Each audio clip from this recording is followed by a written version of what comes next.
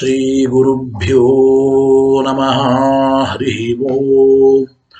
शुद्धानन्दोरसंविद्वितिबलबहुलौदार्यवीर्यादिदेहं चिन्ता सन्तापलेपोद्भवमृतिमुखराशेषदोषातिदूरम् सद्भिरवैराग्यभक्तिश्रुतिमतिनियतध्यानज ज्ञानयोगात् गम्यं वन्दे मुकुन्दाभिधममलमलं ब्रह्मवेदान्तवेद्यम् याञ्छामन्दरलोलितात्यतबुधैर्द्विद्येन्दिरा निर्जरैः जातो भारतपारिजातसुतरुः सद्ब्रह्मसूत्रामृतम् आसीत् तन्त्रपुराणसन्मणिगणो जातः शुकेन्दुः सदा सोऽयं व्याससुधानिधिर्भवतु मे भूत्यैः सतां भूतिदः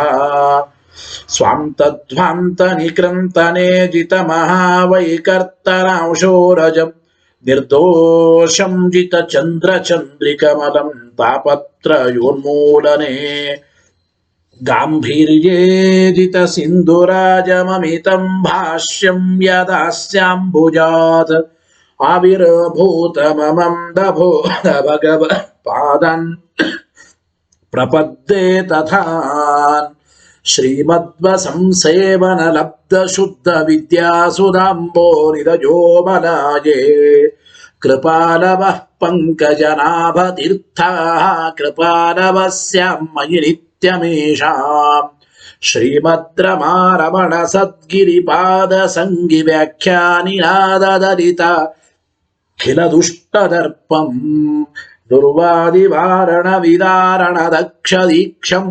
अक्षोभ्यतीर्थमृगराजमहं नमामि। अथ तत्कृपया ब्रह्मसूत्रभाष्यं यथामति व्याकुरुवे श्रीमदानन्दतीर्थार्यमुखनिःसृतम् गङ्गासङ्गेन नैर्मल्यं रत्याद्भिरलभ्यते यथा वाचो विशुद्धिसिद्ध्यर्थं सङ्गम्यन्ते गुरोर्गिरः अथ अविद्यापटलपिहितनयनैः अन्यैः अन्यथा व्याख्यातानि ब्रह्मसूत्राणि यथा वद्व्याचिख्यासुः भगवानाचार्यवर्यः पारीप्सितभाष्यस्य कैवल्याद्यखिलफलसाधनतादिसिद्ध्यर्थं निरन्तराय परिसमाप्त्याद्यर्थञ्च नारायण नमस्कारं ग्रथयति ग्रन्थारम्भं च प्रतिजानीते नारायणमिति नारायणं गुणैः सर्वैः उदीर्णं दोषवर्जितं ज्ञेयं गम्यं गुणोश्चापि नत्वा सूत्रार्थ उच्यते। ओमोमथातो ब्रह्म जिज्ञासा ओम श्रुतिक्षीराब्धिमामध्यधीमं दरमहीभृता प्राप्ता न्यायसुधायेन तं जयीन्द्रमहं भजे बुधैरपि सुदुर्बोधे ग्रन्थे जन्मम साहसं तत्पारयन्तु निपुणाः गुरुपादरजक्कणाः लौकिकफलं लक्षणामृतदोहिनीं गुरुवनुग्रहरूपां तां कामधेनुमुपास्महे मत्वोक्तिर्द्विनदी जयार्यशुभवाक्शूर्यात्मजा सङ्ग व्याख्यास्तानमहो विधाय नृहरे प्राप्य प्रसादं परं प्रापुर्ये कृतकृत्यतां गतमला विद्यादिराजादयो योगीशा कृपयन्तु ते जयमुनेर्भावस्य बोधाय मे शुकेन शान्त्यादिषुवाङ्मयेषु व्यासेन धैर्यं बुधिनोपमेयम् मनोजजित्या मनसां निपत्या रघुत्तमाख्यं स्वगुरुं नमामि न दग्धं यस्य कौपीनं अग्नौ दत्तमपि स्फुटं वेदौ व्यासगुरुं नौमि श्रीवेदेश नमस्कृतम् सत्यनाथ गुरुः पातु योधीरो नवचन्द्रिकाम् नवामृतगदा तीर्थताण्डवानि व्यचीकृपत आरूढः सहसा यतीन्द्रपदवीं गत्वा च वाराणसीं ತತ್ರತ್ಯಾನ್ ಕುಮತ ಪ್ರಚಾರ ನಿರತಾನದ್ವೈತ ದಿಗ್ಧಂತಿನಃ ಪ್ರೌಢಾರ್ಥೇ ವಚನೆ ಸುಯುಕ್ತಿ ಖಚಿತೈ ಸಂಬೀಜಯನ್ಮೋದಯನ್ ಸತ್ಯಧ್ಯಾನ ಸುಕೇಸರಿ ವಿಜಯತೆ ಪಾದಾಶಿತ ಶ್ರೀಪತೆ ಪ್ರಾವೋಚದ್ಯೋತಿಕಂ ನ್ಯಾಯ ಸುಧಾವಾಕ್ಯಾರ್ಥ ಚಂದ್ರಿಕಾ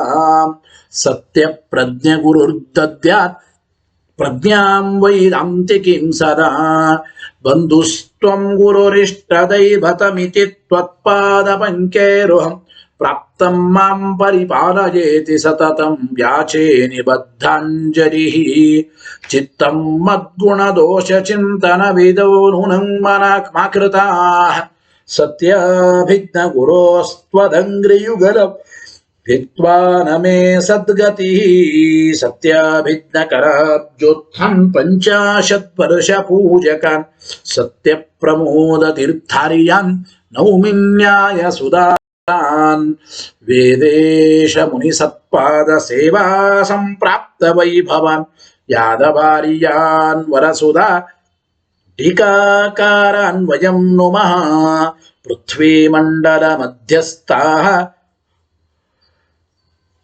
ಪೂರ್ಣಬೋಧಮತಾನುಗಾಃ ವೈಷ್ಣವಾ ವಿಷ್ಣುಹೃದಯಾಃ ತಾನ್ನಮಸ್ಸೇ ಗುರುನ್ಮಮ ಅಪಾದಮೌಲಿಪರ್ಯಂತಂ ಗುರುಣಾಮಾಕೃತಿಂ ಸ್ಮರೇತ್ ತೇನ ವಿಘ್ನಾಃ ಪ್ರಣಶ್ಯಂತಿ ಸಿದ್ಧ್ಯಂತಿ ಚ ಮನೋರಥಾಃ ಶುಭಾಂ ಧ್ಯಾಯಂತಿ ಯೇ ಕಾಮಾನ್ ಗುರುದೇವಃ ಪ್ರಸಾದಜಾನ್ ಇತರಾನಾತ್ಮಪಾಪೋತ್ಥಾನ್ ತೇಷಾಂ ವಿದ್ಯಾ ಫಲಿಷ್ಯತಿ ಏರಹಂ ಶುಕವತ್ ಸಮ್ಯಕ್ ಶಿಕ್ಷಿತೋಸ್ಮಿ ಕೃಪಾಲುಭಿಃ ಶ್ರೀಮತ್ಸತ್ಯಾತ್ಮತೀರ್ಥಾರ್ಯಾನ್ ವಂದೇ ವಿದ್ಯಾ ಗುರೂನ್ ಮಮ ಸತ್ಪ್ರಮೋದ ಕೃಪಾಪಾತ್ರಂ ಜಗತ್ಪೂಜ್ಯ ಮಹಾಗುರುಂ ಸದಾ ಸಚ್ಛಾಸ್ತ್ರ ನಿರತಂ ಶ್ರೀ ಸತ್ಯಾತ್ಮ ಗುರುಂ ಭಜೆ ಸ್ವಸ್ತ್ಯಸ್ತು ಸತಾಮಖಿಲ ಸನ್ಮಂಗಲಾನಿ ಭವಂತು ಶ್ರೀ ಗುರುಭ್ಯೋ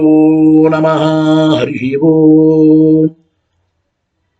ಹಿಂದೆ ನಾವು ಪೂರ್ವ ಪಕ್ಷಿಗಳಿಗೆ ಈ ಬ್ರಹ್ಮಸೂತ್ರ ಭಾಷ್ಯದಲ್ಲಿ ಅಂದ್ರೆ ತತ್ವ ಪ್ರಕಾಶಿಕೆಯಲ್ಲಿ ಒಂದು ವಿಚಾರವನ್ನು ಹೇಳಿದ್ದೀವಿ. ಸುಧೆ ಮತ್ತು ತತ್ವ ಪ್ರಕಾಶಕ ಎರಡು ಕಡೆಗೂ ಕೂಡ ಪ್ರತ್ಯಕ್ಷ ಆಗಮಗಳ ಸಹಾಯ ಇಲ್ಲದೇನೆ ಕೇವಲ ಅನುಮಾನದಿಂದ ಯಾವುದನ್ನೂ ಅಂದ್ರೆ ಸಾಧನೆ ಮಾಡ್ಲಿಕ್ಕಾಗೋದಿಲ್ಲ ಎಂಬ ಮಾತನ್ನು ಹೇಳಿದ್ದೇವೆ.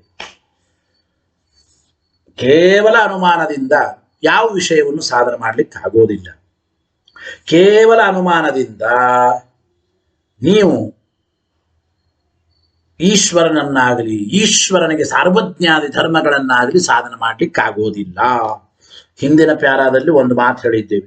ಏನು ಅಂತಂದ್ರೆ ನೋಡ್ರಿ, ಈ ಜಗತ್ಕರ್ತೃವಾದ ವ್ಯಕ್ತಿ ಸರ್ವಜ್ಞ ಎಂಬ ವಿಷಯದಲ್ಲಿ ಯಾವ ಪ್ರಮಾಣಗಳು ಇಲ್ಲ. ಕರ್ತೃ ಸಾರ್ವಜ್ಞಾದವು ಮಾನ ಅಭಾವೇನ ಆಪ್ತ್ಯ ನಿಶ್ಚಯಾತ್. ಒಬ್ಬ ಕರ್ತ ಇದ್ದಾನೆ ಈ ಜಗತ್ತಿಗೆ, ಅವನು ಸರ್ವಜ್ಞ ಅಂತ ಹೇಳಬೇಕು. ಈ ವಿಷಯದಲ್ಲಿ ಪ್ರಮಾಣ ಇಲ್ಲ. ಆದ್ದರಿಂದ ಮತ್ತು ಆ ವ್ಯಕ್ತಿ ಆಪ್ತ ಆಗಿದ್ದಾನೆ, ಆ ವ್ಯಕ್ತಿ ಅತ್ಯಂತ ಆಪ್ತನಾಗಿದ್ದಾನೆ ಎಂಬುದು ನಿಶ್ಚಯ ಮಾಡ್ಲಿಕ್ಕೆ ಆಗೋದಿಲ್ಲ. ಅದಕ್ಕೆ ಅವರು ಒಂದು ಅನುಮಾನ ಹೇಳಿದ್ರು. ಮತ್ತೆ ವಿವಾದ ಪದಂ ಕಸ್ಯಚಿತ್ ಪ್ರತ್ಯಕ್ಷಂ ಪ್ರಮೇಯತ್ವಾತ್ ಅಂದ್ರೆ ವಿವಾದ ಪದಂ, ವಿವಾದ ವಿಷಯೀಭೂತವಾದ ಅಂದ್ರೆ ಈ ಪ್ರಪಂಚವು ಒಬ್ಬನಿಗೆ ಪ್ರತ್ಯಕ್ಷವಾಗಿದೆ, ಪ್ರಮೇಯವಾದ್ದರಿಂದ ಅಂದ್ರೆ ಧರ್ಮಾಧರ್ಮಾದಿಗಳು ತೆಗೆದುಕೊಳ್ಳಿ. ವಿವಾದ ವಿಷಯೀಭೂತವಾದ ಧರ್ಮಾಧರ್ಮಾದಿಗಳು ಯಾರಿಗೋ ಒಬ್ಬನಿಗೆ ಪ್ರತ್ಯಕ್ಷವಾಗಿವೆ. ಯಾಕೆ? ಅವುಗಳು ಪ್ರಮೇಯವಾದ್ದರಿಂದ. ಯಾರಿಗೆ ಧರ್ಮಾಧರ್ಮಾದಿ ವಿಷಯಗಳು ಪ್ರತ್ಯಕ್ಷವಾಗಿವೆಯೋ ಅವನೇ ಸರ್ವಜ್ಞ. ಇತಿ ಸರ್ವಜ್ಞೇ ಮಾನಂ ಇತಿ ಚೇನ್ನ. ಈ ರೀತಿ ಧರ್ಮಾಧರ್ಮಾದಿಗಳ ಪ್ರತ್ಯಕ್ಷವುಳ್ಳ ಒಬ್ಬ ವ್ಯಕ್ತಿ ಯಾವನೋ ಅವನೇ ಸರ್ವಜ್ಞ ಅಂತ ಈ ರೀತಿ ಅನುಮಾನದಿಂದ ಒಬ್ಬ ವ್ಯಕ್ತಿಯನ್ನ ಸರ್ವಜ್ಞ ಅಂತ ನಾವು ಸಾಧನೆ ಮಾಡ್ತೇವೆ ಅಂತಂದರೆ ಅದಕ್ಕೆ ಟೀಕರಾಯರು ಕೊನೆ ವಾಕ್ಯದಲ್ಲಿ ಉತ್ತರ ಕೊಟ್ಟರು. ಪ್ರಮೇಯತ್ವೇನ ವಿಪ್ರತಿಪನ್ನ ಧರ್ಮಾಂತರ ಸಾಧನಾ ಪಾತಾತ್. ನೀವು ಕೇವಲಾನ್ವಯಿಯಾದ ಪ್ರಮೇಯತ್ವ ಎಂಬ ಧರ್ಮದಿಂದ, ಪ್ರಮೇಯತ್ವ ಎಂಬ ಹೇತುವಿನಿಂದ ಸರ್ವಜ್ಞತ್ವವನ್ನು ಒಬ್ಬ ವ್ಯಕ್ತಿಗೆ ಸಾಧನೆ ಮಾಡೋದಾದ್ರೆ ಶಶವಿಷಾಣಕ್ಕೂ, ಅಂದ್ರೆ ಅಲ್ಲಿ ಹೇಳ್ತಾ ಇದ್ದಾರಲ್ಲ, ಶಶವಿಷಾಣವನ್ನು ಸಾಧನೆ ಮಾಡಬೇಕಾಗುತ್ತದೆ ಅಂದ್ರೆ ಅಭಿಪ್ರಾಯ ನೋಡಿ. ಶಶವಿಷಾಣಂ ಅಂದ್ರೆ ಅಥವಾ ಹೀಗೆ ಮಾಡ್ಬೇಕದನ್ನ, ಶಶಃ ವಿಷಾಣವಾನ್ ಪ್ರಮೇಯತ್ವಾತ್ ಗೋವತ ಅಂತ ಅನುಮಾನ ಮಾಡಬಹುದು. ಅಂದ್ರೆ ಶಶವೂ ಕೂಡ ವಿಷಾಣವುಳ್ಳದ್ದಾಗಬೇಕಾಗುತ್ತದೆ. ಕೇವಲ ಪ್ರಮೇಯತ್ವ ಹೇತುವಿನಿಂದ ಸರ್ವಜ್ಞತ್ವವನ್ನು ಒಬ್ಬ ವ್ಯಕ್ತಿಗೆ ಸಾಧನೆ ಮಾಡೋದಾದ್ರೆ, ಅಂದ್ರೆ ಕೇವಲ ಪ್ರಮೇಯತ್ವ ಎಂಬ ಹೇತುವಿನಿಂದ ಧರ್ಮಾಧರ್ಮಾದಿಗಳ ಸಾಕ್ಷಾತ್ಕಾರ ಉಳ್ಳ ವ್ಯಕ್ತಿ ಅವನು ಸರ್ವಜ್ಞ ಅಂತ ನೀವು ಸಾಧನೆ ಮಾಡೋದಾದ್ರೆ, ಅದೇ ಪ್ರಮೇಯತ್ವ ಎಂಬ ಹೇತುವಿನಿಂದಲೇ ಶಶವಿಷಾಣವನ್ನೂ ಸಾಧನೆ ಮಾಡಬೇಕಾಗುತ್ತದೆ. ಮಲಕ್ಕೂ ಕೊಂಬಿದೆ ಅಂಬೋದನ್ನು ಸಾಧನೆ ಮಾಡಬೇಕಾಗುತ್ತದೆ ಅಂತ ಹೇಳದಂತಾಗುತ್ತದೆ. ಕಿಂಚ ಇನ್ನೊಂದು ಮಾತು, ಇದು ಮುಂದೆ ನಮ್ಮ ಸಿದ್ಧಾಂತ ಇದೆ, ಇದಿನ್ನು ಪೂರ್ವ ಪಕ್ಷದ ಅನುವಾದ ನಡೀತಾ ಇದೆ. ಕಿಂಚ ಇದಂ ಪ್ರಮೇಯತ್ವಂ ನ ತಾವತ್ ಸಾಮಾನ್ಯಂ. ನೀವು ನೋಡಿ, ಪ್ರಮೇಯತ್ವ ಎಂಬ ಹೇತುವನ್ನು ಹೇಳಿದ್ರಿ. ಈ ಪ್ರಮೇಯತ್ವ ಎಂಬುದು ಏನಿದು? ಪ್ರಮೇಯತ್ವ ಎಂಬ ಹೇತು ಇದು ಏನು? ಜಾತಿನೋ ಅಲ್ಲ. ಅಂದ್ರೆ ಪ್ರಮೇಯತ್ವ ಎಂಬ ಸಾಮಾನ್ಯವಾ? ಇದು ಸಾಮಾನ್ಯ ಅಲ್ಲ. ಕಿಂಚ ಇದಂ ಪ್ರಮೇಯತ್ವಂ ನತಾವತ್ ಸಾಮಾನ್ಯಂ. ಈ ಪ್ರಮೇಯತ್ವ ಎಂಬುದು ಸರ್ವಥಾ ಜಾತಿ ಅಂತ ಹೇಳಲಿಕ್ಕೆ ಬರಲ್ಲ. ಯಾಕೆ? ಕೇವಲ ಅನ್ವಯಿ ಧರ್ಮತ್ವಾತ್. ನೋಡಿ, ಇದು ಕೇವಲಾನ್ವಯಿಯಾದ ಧರ್ಮವಾಗಿದೆ. ಕೇವಲಾನ್ವಯಿಯಾದ ಧರ್ಮವಾಗಿದೆ. ಕೇವಲಾನ್ವಯಿ ಧರ್ಮ ಅಂದ್ರೆ ಏನು? ಪ್ರತಿ ವಸ್ತುಗಳಲ್ಲಿರುವ ಒಂದು ಧರ್ಮ, ಅದು ಪ್ರಮೇಯತ್ವ, ವಿಧೇಯತ್ವ, ವಸ್ತುತ್ವ, ಪದಾರ್ಥತ್ವ ಅಂತ ಏನ್ ಹೇಳ್ತೇವೆ, ಇವೆಲ್ಲ ಕೇವಲಾನ್ವಯಿಯಾದ ಧರ್ಮಗಳು. ಕೇವಲಾನ್ವಯಿಯಾದ ಧರ್ಮವಾದ್ದರಿಂದ ಪ್ರಮೇಯತ್ವ ಎಂಬುದು ಇದು ಜಾತಿ ಅಂತ ಕರೆಸಿಕೊಳ್ಳಲ್ಲ. ಯಾತಕ್ಕೆ ಅಂದ್ರೆ ನೋಡಿ, ಈಗ ಸಾಮಾನ್ಯರಹಿತವಾದ ವಸ್ತುವಿನಲ್ಲಿಯೂ ಪ್ರಮೇಯತ್ವ ಇದೆ, ಗೊತ್ತಾಯ್ತಾ? ಮತ್ತು ಆ ಸಾಮಾನ್ಯ ಇಲ್ಲದೆ ಇರತಕ್ಕಂಥ ವಸ್ತುವಿನಲ್ಲಿಯೂ ಪ್ರಮೇಯತ್ವ ಇದೆ. ಸಾಮಾನ್ಯ ಉಳ್ಳ ಘಟತ್ವ ಎಂಬ ಜಾತಿ ಉಳ್ಳ ಘಟದಲ್ಲಿಯೂ ಕೂಡ ಪ್ರಮೇಯತ್ವ ಎಂಬುದಿದೆ. ಆದ್ದರಿಂದ ಸಾಮಾನ್ಯರಹಿತವಾದ ಸಾಮಾನ್ಯ, ವಿಶೇಷ ಅಭಾವ ಅಂದ್ರೆ ಸಾಮಾನ್ಯ ಇಲ್ಲದ ವಸ್ತುವಿನಲ್ಲಿ, ಸಾಮಾನ್ಯ ಇದ್ದ ವಸ್ತುವಿನಲ್ಲಿ ವಿಶೇಷ ಅಭಾವ ಅಂದ್ರೆ ಎರಡು ಕಡೆಗೂ ಪ್ರಮೇಯತ್ವ ಎಂಬುದಿದೆ. ಆದ್ರಿಂದ ಪ್ರಮೇಯತ್ವ ಎಂಬುದು ಇದು ಸಾಮಾನ್ಯ, ಜಾತಿ ಅಂತ ಹೇಳಲಿಕ್ಕೆ ಆಗಲ್ಲ. ಯಾಕೆಂದ್ರೆ ಹಿಂದೊಂದು ಮಾತು ಬಂದಿದೆ, ಜಾತಿ ಜಾತಿ ಅಂದ್ರೆ ಏನು? ಸಂಸ್ಕೃತದಲ್ಲಿ ಅರ್ಥ ತಿಳಿಯಿರಿ. ನಿತ್ಯಂ ಏಕಂ ಅನೇಕಾನುಗತಂ ಸಾಮಾನ್ಯಂ. ಹೌದೋ ಇದು ನಿತ್ಯವಾಗಿರಬೇಕು. ಪ್ರಮೇಯತ್ವ ನಿತ್ಯವಾಗಿದೆ. ಆದ್ರೆ ಏಕಂ ಪ್ರಮೇಯತ್ವ ಏಕ ಅಲ್ಲ. ಘಟದಲ್ಲಿರೋ ಪ್ರಮೇಯತ್ವ ಒಂದು, ಪಟದಲ್ಲಿರೋ ಪ್ರಮೇಯತ್ವ ಒಂದು, ಸ್ತಂಭದಲ್ಲಿರುವ ಪ್ರಮೇಯತ್ವ ಒಂದು, ಕುಂಭದಲ್ಲಿರೋ ಪ್ರಮೇಯತ್ವ ಒಂದು, ಘಟದಲ್ಲಿರುವ ಪ್ರಮೇಯತ್ವ, ಮಠದಲ್ಲಿರುವ ಪ್ರಮೇಯತ್ವ, ಪ್ರತಿ ಪದಾರ್ಥಗಳಲ್ಲಿಯೂ ಪ್ರಮೇಯತ್ವ ಎಂಬುದಿದೆ. ಅದು ನಿತ್ಯಂ ಏಕಂ ಅನೇಕಾನುಗತಂ. ಒಂದೇ ಪ್ರಮೇಯತ್ವ ಎಲ್ಲ ಕಡೆಗೂ ಇರೋದು ಅಂತ ಹೇಳಲಿಕ್ಕಾಗಲ್ಲ. ಪ್ರಮೇಯತ್ವ ಎಲ್ಲ ಕಡೆಗೂ ಇದೆ. ಅಲ್ಲಲ್ಲಿ ಇರುವ ಆಯಾ ವಸ್ತುಗಳಲ್ಲಿರುವ ಪ್ರಮೇಯತ್ವ ಅದು ಭಿನ್ನ ಭಿನ್ನವೇ. ಘಟ ಪಟ ಸ್ತಂಭ ಕುಂಭ ಪ್ರತಿ ಪದಾರ್ಥಗಳಲ್ಲಿಯೂ ಪ್ರಮೇಯತ್ವ ಇರಬಹುದು. ಪ್ರಮೇಯತ್ವ ನಿತ್ಯನೂ ಆಗಿರಬಹುದು. ಆದರೆ ಏಕ ಅದು ಒಂದೇ ಅಂತಾಗಲಿಕ್ಕೆ ಸಾಧ್ಯವಿಲ್ಲ ಎಂಬ ಅಭಿಪ್ರಾಯವನ್ನು ಹೇಳ್ತಾ ಇದೆ. ಇದು ಕೇವಲ ಅನ್ವಯ ಧರ್ಮ ಅಂತ ಕರೀತಾರೆ. ಅದಕ್ಕೆ ಪ್ರಮೇಯತ್ವ ಎಂಬುದು ಎಲ್ಲ ಕಡೆಗೂ ಇರುವ ಕೇವಲಾನ್ವಯಿಯಾದ ಧರ್ಮವಾಗಿದೆ. ಆದ್ದರಿಂದ ಪ್ರಮೇಯತ್ವವನ್ನು ಒಂದು ಜಾತಿ, ಸಾಮಾನ್ಯ ಅಂತ ಅಲ್ಲಿಗೆ ಬರಲ್ಲ. ಒಂದು. ಆಮೇಲೆ ಉಪಾಧಿತ್ವೇಪಿ ಕ್ವಚಿತ್ ಅಂತರ್ಭಾವಸ್ಯ ಅಪೇಕ್ಷಿತತ್ವಾತ್. ಇನ್ನೊಂದು ಮಾತನ್ನು ಹೇಳ್ತಾ ಇದ್ದಾರೆ. ಈ ಪ್ರಮೇಯತ್ವ ಒಂದು ಉಪಾಧಿ ಅಂತ ಕರೆಸಿಕೊಂಡ್ರು ಅಂದ್ರೆ ಭೇದಕ ಧರ್ಮ ಅಂತ ಕರೀತಾರೆ. ಉಪಾಧಿ ಅಂದ್ರೆ ಏನು? ಭೇದಕ ಧರ್ಮ. ಎರಡರ ಮಧ್ಯದಲ್ಲಿ ಭೇದಕವಾದ ಧರ್ಮಕ್ಕೆ ಒಂದು ಉಪಾಧಿ ಅಂತ. ಘಟಪಟಗಳಲ್ಲಿ ಯಾಕೆ ಭೇದ ಇದೆ ಅಂದ್ರೆ ಘಟದಲ್ಲಿ ಘಟತ್ವ ಇದೆ, ಪಟದಲ್ಲಿ ಪಟತ್ವ ಇದೆ. ಘಟದಲ್ಲಿ ಪಟತ್ವ ಇಲ್ಲ, ಪಟದಲ್ಲಿ ಘಟತ್ವ ಇಲ್ಲ. ಹಾಗಾದ್ರೆ ಘಟತ್ವ ಪಟತ್ವ ಎಂಬ ಧರ್ಮಗಳಿಗೆ ಏನು ಕರೀತಾರೆ ಅವುಗಳನ್ನು? ಅವು ಉಪಾಧಿಗಳು, ಭೇದಕ ಧರ್ಮಗಳು. ಹಾಗೆ ಪ್ರಮೇಯತ್ವ ಅಂಬೋದು ಒಂದು ವೇಳೆ ಇದು ಭೇದಕ ಧರ್ಮ ಅಂತಾಗಿದ್ರೆ, ಅಂದ್ರೆ ಪ್ರಮೇಯತ್ವ ಒಂದು ವೇಳೆ ಉಪಾಧಿ ಅಂತ ಕರೆಸಿಕೊಂಡ್ರೆ ಉಪಾಧಿತ್ವ ಆವಾಗ ಕ್ವಚಿತ್ ಅಂತರ್ಭಾವಸ್ಯ ಅಪೇಕ್ಷಿತತ್ವ. ನೋಡಿ, ನಾವು ಹೇಳಿದ ನೈಯಾಯಿಕರ ಪ್ರಕಾರ ಇರುವ 7 ಪದಾರ್ಥಗಳಲ್ಲಿ ಅದು ಅಂತರ್ಭಾವವಾಗಬೇಕಾಗಿತ್ತು ಪ್ರಮೇಯತ್ವ ಅಂಬೋದು. ಪ್ರಮೇಯತ್ವ ಅಂಬೋದು ಒಂದು ವೇಳೆ ಉಪಾಧಿ ಭೇದಕ ಧರ್ಮ ಅಂತಾಗಿದ್ದರೆ ದ್ರವ್ಯ ಗುಣ ಕರ್ಮ ಸಾಮಾನ್ಯ ವಿಶೇಷ ಸಮವಾಯ ಅಭಾವ ಸಪ್ತ ಪದಾರ್ಥಗಳನ್ನ ಹೇಳಿದ್ದೀವಿ. ಸಪ್ತ ಪದಾರ್ಥಗಳಲ್ಲಿ ಎಲ್ಲಿಯಾದರೂ ಒಂದು ಕಡೆ ಪ್ರಮೇಯತ್ವ ಎಂಬ ಈ ಔಪಾಧಿಕವಾದ ಧರ್ಮ ಅಂತರ್ಭಾವವಾಗಬೇಕಾಗಿತ್ತು.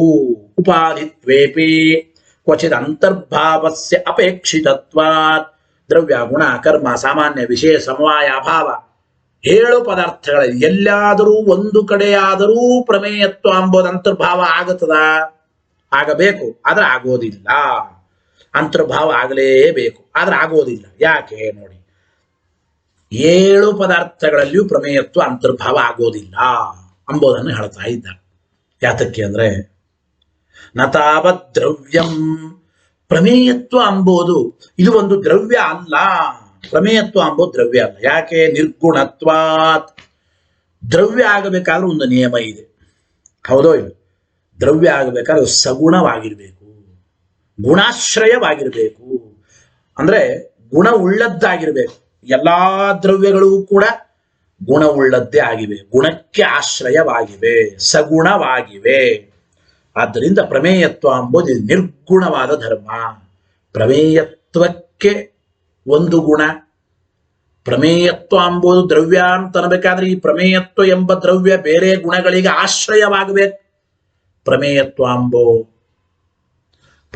ಎಂಬುದು ಇದು ಬೇರೆ ಗುಣಗಳಿಗೆ ಆಶ್ರಯವಾಗಿಲ್ಲವಾದ್ದರಿಂದ ಅದು ದ್ರವ್ಯ ಅಂತ ಕರೆಸಿಕೊಳ್ಳೋಕ್ಕಾಗೋದಿಲ್ಲ. ಅದು ನಿರ್ಗುಣವಾಗಿದೆ. ಯಾಕೆಂದ್ರೆ ಯದ್ರವ್ಯಂ ತತ್ಸಗುಣಂ ನೇಮ ಇದೆ. ಯಾವುದು ದ್ರವ್ಯವೋ ಅದು ಗುಣವುಳ್ಳದ್ದಾಗಿರಬೇಕು, ಗುಣಾಶ್ರಯವಾಗಿರಬೇಕು ಎಂಬ ಮಾತನ್ನು ಹೇಳ್ತೇವೆ. ಯದ್ರವ್ಯಂ ತತ್ಸಗುಣಂ ಎಂಬ ಮಾತನ್ನೇ ಹೇಳ್ತಾ ಇದ್ದಾರೆ. ಇನ್ನು ಅಸ್ವತಂತ್ರತ್ವಾಚ, ಪ್ರಮೇಯತ್ವ ಇದು ಗುಣಕ್ಕೆ ಆಶ್ರಯನೂ ಅಲ್ಲ, ಸಗುಣನೂ ಅಲ್ಲ. ಆದ್ದರಿಂದ ಇದು ದ್ರವ್ಯ ಅಂತ ಅಲ್ಲಿಗೆ ಬರಲ್ಲ.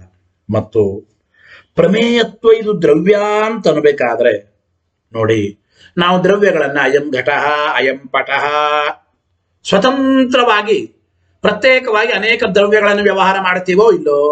ಇದು ಘಟ ಎಂಬ ದ್ರವ್ಯ, ಇದು ಪಟ ಎಂಬ ದ್ರವ್ಯ. ಹಾಗೆ ಇದಂ ಪ್ರಮೇಯತ್ವ ರೂಪಂ ದ್ರವ್ಯಂ ಅಂತ ಅನ್ಬೇಕಂತೀವ? ಘಟಪಟಗಳಂತೆ ಘಟಪಟಗಳನ್ನ ಹೇಗೆ ಸ್ವತಂತ್ರವಾಗಿ ವ್ಯವಹಾರ ಮಾಡ್ತೇವೆ, ಪ್ರಮೇಯತ್ವ ಎಂಬುದನ್ನು ಸ್ವತಂತ್ರವಾಗಿ ನಾವು ವ್ಯವಹಾರ ಮಾಡ್ತೇವ? ಮಾಡೋದಿಲ್ಲ. ಗೊತ್ತಾಯ್ತೋ ಇಲ್ಲ? ಪ್ರಮೇಯತ್ವ ಎಂಬುದನ್ನ ನಾವು ಸ್ವತಂತ್ರವಾಗಿ ವ್ಯವಹಾರ ಮಾಡ್ತೇವ? ಮಾಡೋದಿಲ್ಲ. ನೋಡಿ, ಅಸ್ವತಂತ್ರತ್ವಾಚ, ಪ್ರಮೇಯತ್ವವನ್ನು ಕೂಡ ಘಟಪಟಗಳಂತೆ ನಾವು ಸ್ವತಂತ್ರವಾಗಿ ವ್ಯವಹಾರ ಮಾಡ್ಲಿಕ್ಕಾಗೋದಿಲ್ಲ. ಪ್ರಮೇಯತ್ವನೂ ಕೂಡ ಒಂದು ಕಡೆ ಇದೆ ಅನ್ನಬೇಕು. ಘಟಪಟಗಳಂತೆ ಪ್ರಮೇಯತ್ವ ಎಂಬುದು ಮಾತ್ರ ಪ್ರತ್ಯೇಕವಾಗಿ ಉಂಟು ಅಂತ ಹೇಳಲಿಕ್ಕಾಗೋದಿಲ್ಲ. ಆದ್ದರಿಂದ ಇದು ಸ್ವತಂತ್ರ ದ್ರವ್ಯನೂ ಅಲ್ಲ, ಸ್ವತಂತ್ರ ಆಗ್ಲಿಕ್ಕಾಗೋದಿಲ್ಲ. ಆಮೇಲೆ ನಾಪಿ ಗುಣಕರ್ಮಣಿ, ದ್ವಿವಚನದು. ಗುಣಕರ್ಮಣಿ ಎಂಬುದು ದ್ವಿವಚನ.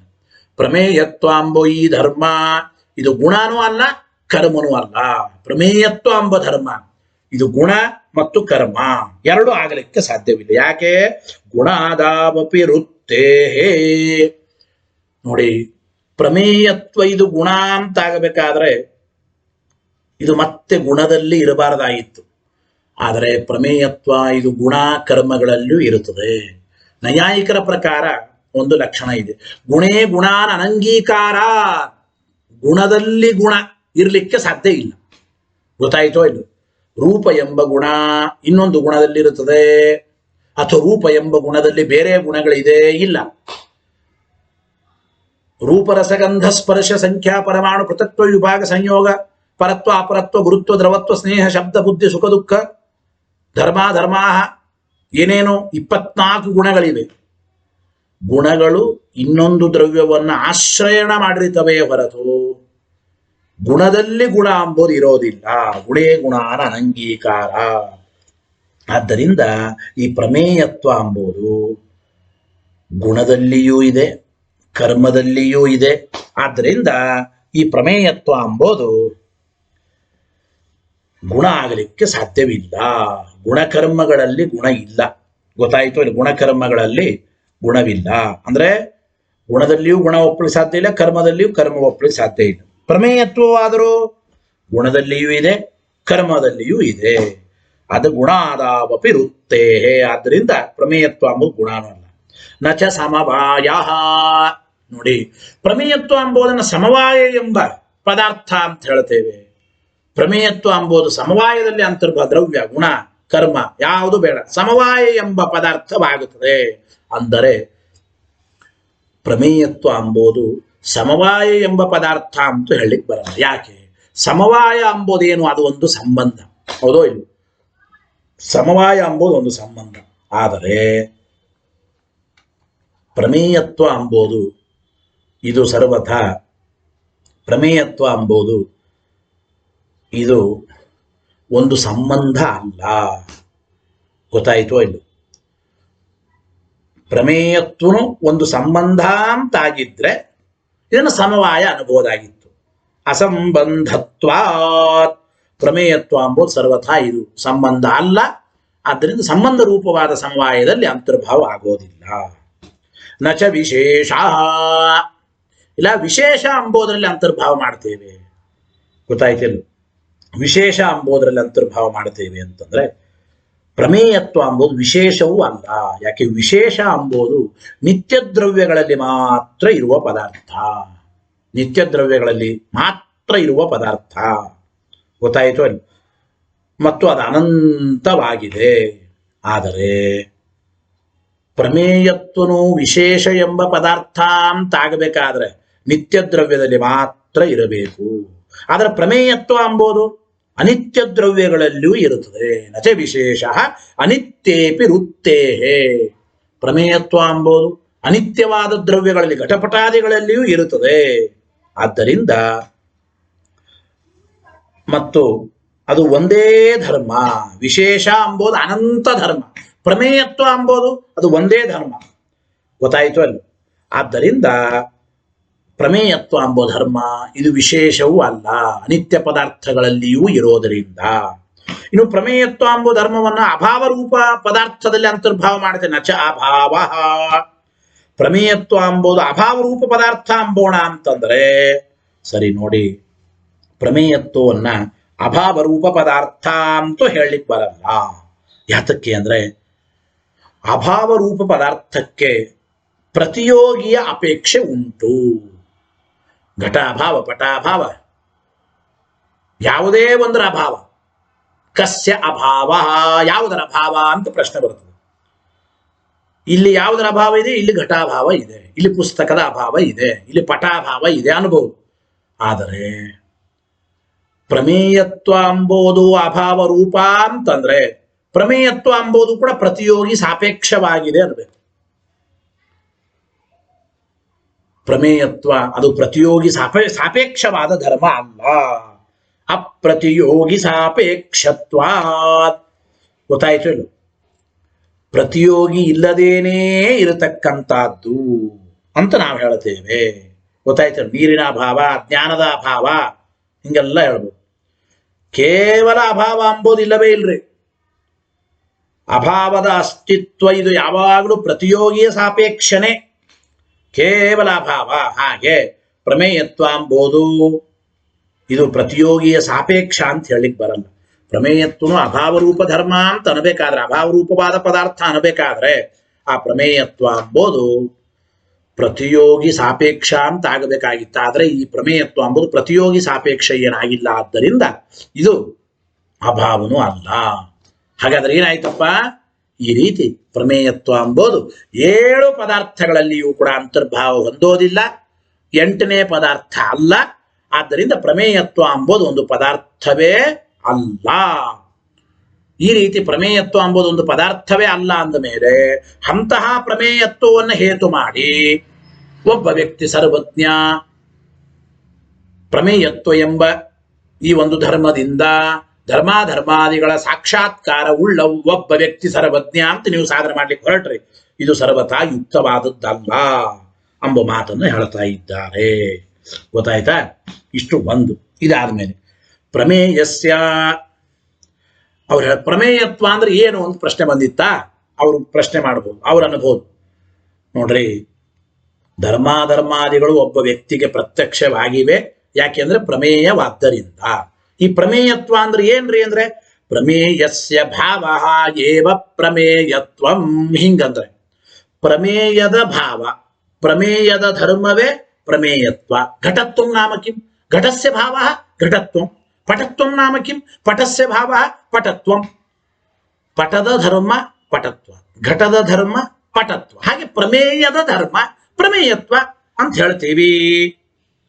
ನತು ತಥೋ ಅತಿರಿಕ್ತಂ. ಪ್ರಮೇಯದ ಭಾವವೇ ಅಂದ್ರೆ ಪ್ರಮೇಯದ ಧರ್ಮವೇ ಪ್ರಮೇಯತ್ವ.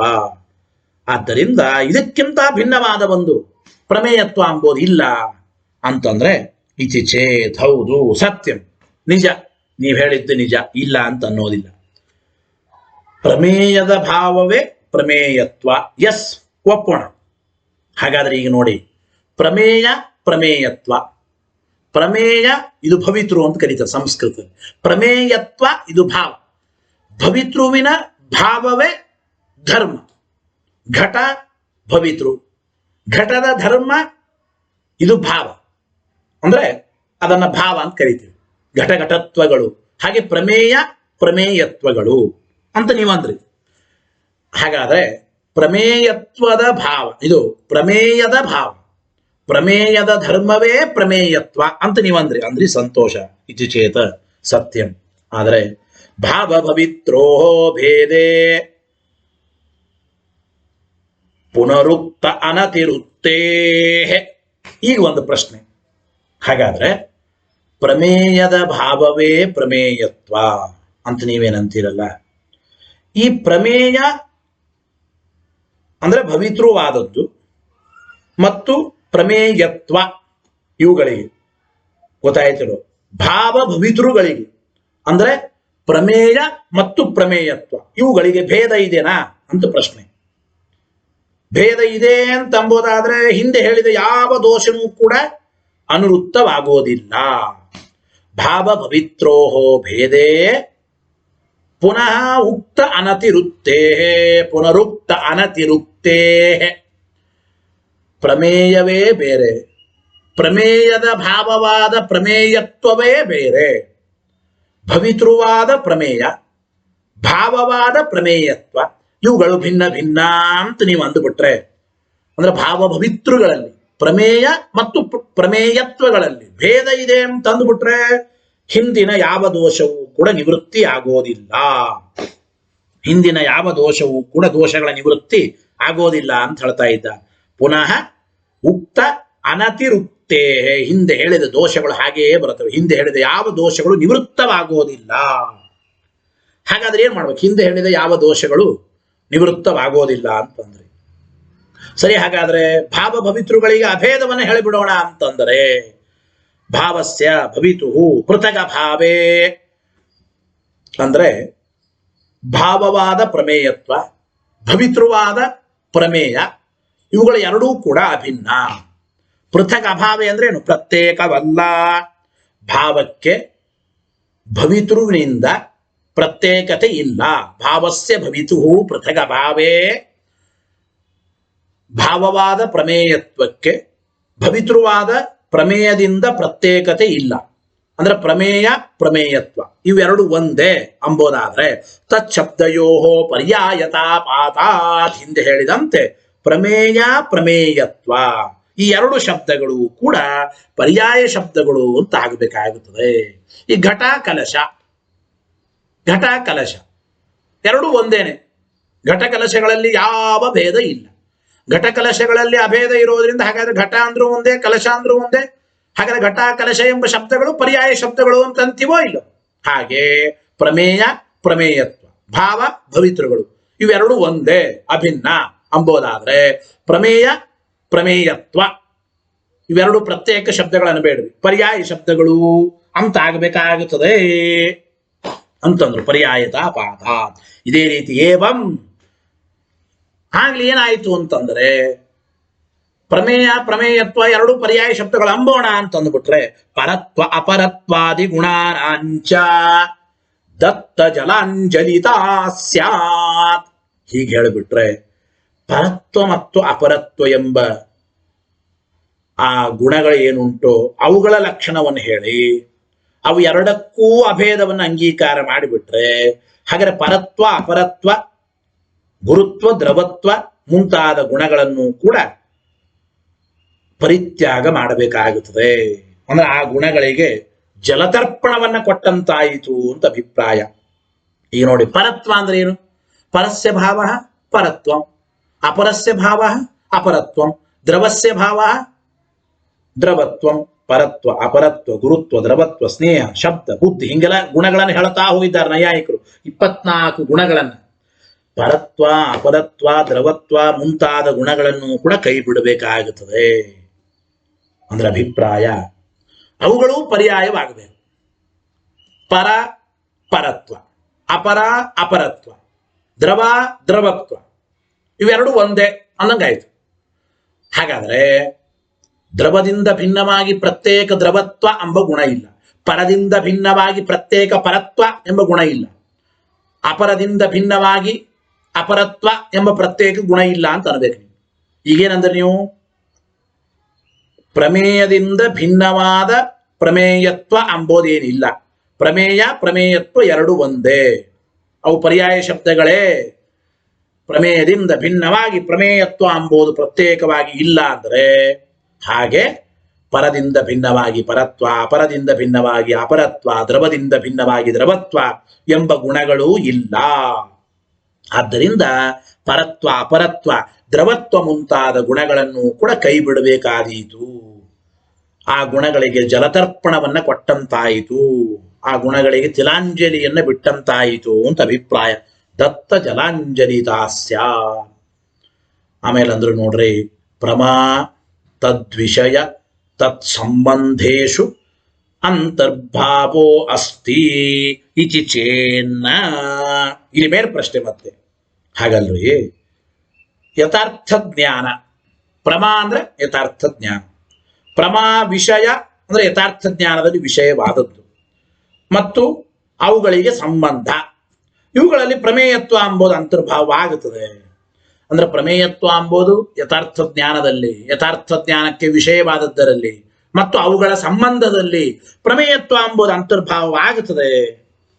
ಅಂದ್ರೆ ಪ್ರಮಾ ಪ್ರಮೇಯಗಳ ಸಂಬಂಧವನ್ನೇ ಅಂತರ್ಭಾವ ಆಗುತ್ತದೆ ಅಂತ ನೀವು ಅನ್ಬೇಕು. ಹಿಂಗಂದ್ರೆ ಇದು ಸರಿಯಲ್ಲ ಅಂದ್ರು. ಪ್ರಮಾ ಅಂದ್ರೆ ಯಥಾರ್ಥ ಜ್ಞಾನ, ತದ್ವಿಷಯ ಅಂದ್ರೆ ಯಥಾರ್ಥ ಜ್ಞಾನದಲ್ಲಿ ವಿಷಯವಾದದ್ದರಲ್ಲಿ ಅಥವಾ ತತ್ ಸಂಬಂಧೇಶು, ಆ ಯಥಾರ್ಥ ಜ್ಞಾನಕ್ಕೂ ಆ ವಿಷಯಕ್ಕೂ ಇರುವ ಸಂಬಂಧ, ಆ ಸಂಬಂಧದಲ್ಲಿ ಪ್ರಮೇಯತ್ವ ಎಂಬುದು ಅಂತರ್ಭಾವವಾಗುತ್ತದೆ ಅಂತಂದ್ರೆ ಹಿಂಗೆ ಹೇಳಿಕ್ ಬೈತಿಚೇನ. ಯಾಕೆ? ಪ್ರಮಾ ಪ್ರಮೇಯಯೋ ಸಂಬಂಧಸ್ಯೈವ ದುರ್ನಿರೂಪತ್ವಾತ್.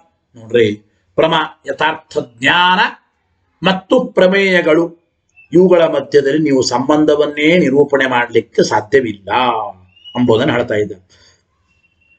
ಪ್ರಮಾಕ್ಕೂ ಪ್ರಮೇಯಕ್ಕೂ ಸಂಬಂಧ ಇದ್ದರೆ ಆ ಪ್ರಮಾಕ್ಕೂ ಪ್ರಮೇಯಕ್ಕೂ ಇರುವ ಸಂಬಂಧದಲ್ಲಿ ಪ್ರಮೇಯತ್ವ ಎಂಬುದು ಅಂತರ್ಭಾವವಾಗುತ್ತದೆ ಅಂತ ನೀವು ಹೇಳ್ಬೋದು. ಮೊದಲು ಪ್ರಮಾಕ್ಕೂ ಪ್ರಮೇಯಕ್ಕೂ ಸಂಬಂಧವನ್ನೇ ನೀವು ನಿರೂಪಣೆ ಮಾಡ್ಲಿಕ್ಕೆ ಬರೋದಿಲ್ಲ. ಯಾತಕ್ಕೆ? ಇಲ್ರಿ, ಪ್ರಮಾ ಎಂಬುದು ಆತ್ಮನ ಗುಣ,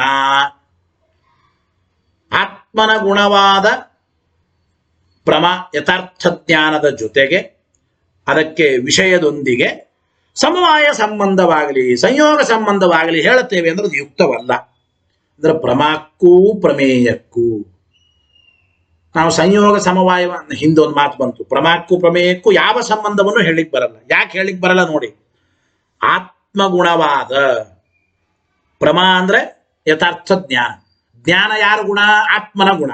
ಆತ್ಮಗುಣವಾದ ಜ್ಞಾನಕ್ಕೂ ಅನ್ನೇನ ಅಂದ್ರೆ ಆ ಯಥಾರ್ಥ ಜ್ಞಾನದಲ್ಲಿ ವಿಷಯವಾದ ಪದಾರ್ಥಕ್ಕೂ ಸಮವಾಯವಾಗಲಿ ಸಂಬಂಧವಾಗಲಿ ಯಾವ ಸಂಬಂಧವನ್ನು ಹೇಳಲಿಕ್ಕೆ ಬರೋದಿಲ್ಲ. ಗೊತ್ತಾಯ್ತು ಅಲ್ಲ? ಯಥಾರ್ಥ ಜ್ಞಾನಕ್ಕೂ ಯಥಾರ್ಥ ಜ್ಞಾನದಲ್ಲಿ ವಿಷಯವಾದ ಪದಾರ್ಥಕ್ಕೂ ಸಂಯೋಗೋವಾ ಸಮವಾಯೋವಾ ನಹಿ ಸಂಭವತಿ. ಯಾಕೆ? ವಿಷಯ ವಿಷಯ ಭಾವ ಏವ ಇತಿ ಚೇನ್ನ ಹೇಳಲಿಕ್ಕೆ ಬರೋದಿಲ್ಲ. ಅಂದ್ರು ಇಲ್ಲಿ ಹೋಗಲಿ ಬೇಡ. ಯಥಾರ್ಥ ಜ್ಞಾನಕ್ಕೂ ಪ್ರಮೇಯಕ್ಕೂ ವಿಷಯ ವಿಷಯ ಭಾವ ಸಂಬಂಧವನ್ನು ಹೇಳುತ್ತೇವೆ ಅಂತ ಅನ್ಬೇಕು. ವಿಷಯ ವಿಷಯ ಭಾವ ಸಂಬಂಧವನ್ನು ಹೇಳ್ತೇವೆ ಅಂದ್ರೆ ಪ್ರಮಾ ಇದು ವಿಷಯಿ, ಆ ಪ್ರಮಾದಲ್ಲಿ ವಿಷಯವಾದ ಪದಾರ್ಥ ಅದು ವಿಷಯ. ಹಿಂಗೆ ವಿಷಯ ವಿಷಯಿ ಭಾವ ಸಂಬಂಧವನ್ನು ಹೇಳೋಣ ಅಂತ ಇಚ್ಛೆಯನ್ನ ತಸ್ಯಾಪಿ ಅಂತರ್ಭಾವ್ಯತ್ವಾತ್ ಎಂಬ ಮಾತನ್ನು ಹೇಳ್ತಾ ಇದ್ದಾರೆ. ಅದನ್ನೂ ಕೂಡ ಈ ವಿಷಯಿ ವಿಷಯಿ ಭಾವ ಸಂಬಂಧ ಎಂಬುದನ್ನು 7 ಪದಾರ್ಥಗಳಲ್ಲಿ ಒಂದರಲ್ಲಿ ಅಂತರ್ಭಾವ ಮಾಡಬೇಕಾಗುತ್ತದೆ. 7 ಪದಾರ್ಥಗಳಲ್ಲಿ ಅಂತರ್ಭಾವ ಮಾಡಬೇಕು. ವಿಷಯ ವಿಷಯಿ ಭಾವ ಎಂಬುದನ್ನ ಒಂದು ಕಡೆ 7 ಪದಾರ್ಥಗಳಲ್ಲಿ ಅದನ್ನು ಅಂತರ್ಭಾವ ಮಾಡಬೇಕು. ತಸ್ಯಾಪಿ ಅಂತರ್ಭಾವ್ಯತ್ವ ಅಂತರ್ಭಾವಸ್ಯ ಚ ಉಕ್ತ ದೋಷ ಲಂಘನಾ ಜಂಘಾಲತ್ವ. ಅಂತರ್ಭಾವ ಮಾಡ್ಲಿಕ್ಕೆ ಹೋದ್ರೆ ಅಂದ್ರೆ ಅಭಿಪ್ರಾಯ ವಿಷಯಿ ವಿಷಯಿ ಭಾವ ಎಂಬುದನ್ನು ನಾವು ಹೇಳಿದ ದ್ರವ್ಯ ಗುಣಕರ್ಮ ಸಾಮಾನ್ಯ ವಿಶೇಷ ಸಮವಾಯಾಭಾವ 7 ಪದಾರ್ಥಗಳಲ್ಲಿ ಒಟ್ಟು ಅಂತರ್ಭಾವ ಮಾಡಬೇಕ್ರಿ. ಅಂದ್ರೆ ವಿಷಯತ್ವ ವಿಷಯಿತ್ವ ಅನ್ಬೇಕು ನೀವು. ವಿಷಯತ್ವ ವಿಷಯಿತ್ವ ಇವುಗಳಲ್ಲಿ ಭೇದ ಇದೆಯಾ ಇಲ್ಲವಾ ಪ್ರಶ್ನೆ.